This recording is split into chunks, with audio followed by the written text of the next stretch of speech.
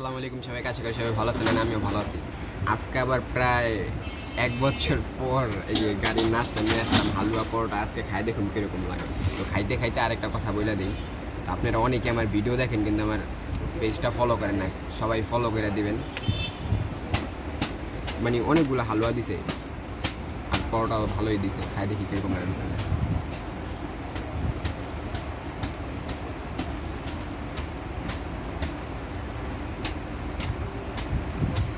আমাদের কেরানীগঞ্জে সকালবেলা 10 টাকা 20 টাকা হইলে পেট ভরে নাস্তা করা যায়। যেমন 10 টাকা আপনার হালুয়া পরোটা পাই যাবেন। 10 টাকা হালুয়া পরোটা হয় 2 গ্লাস পানি খেলে আপনার পেট ভরে যাবে। তারপর দুপুরবেলাও মনে করেন অল্প টাকায় ভরপুর ভাত পাওয়া যায়। 4-5 পদের আইটেম দিয়ে 50 টাকা 70 টাকায় ভালো আইটেম পাওয়া যায়। তো কার কার এই গাড়ির নাস্তাটা পছন্দ অবশ্যই কমেন্টে জানিয়ে দেবেন, আর কারা কার এই খাবারটা খান।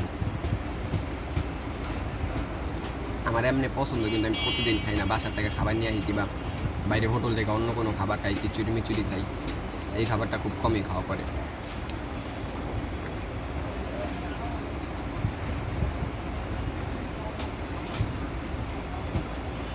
20 টাকা হিসাবে অনেকগুলা নাস্তা দেয়।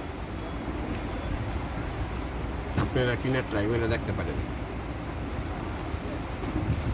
কতখানি পরোটা খাইছে আর এই জায়গায় কতখানি পরোটা, স্যার পরোটা খুবই মোটা।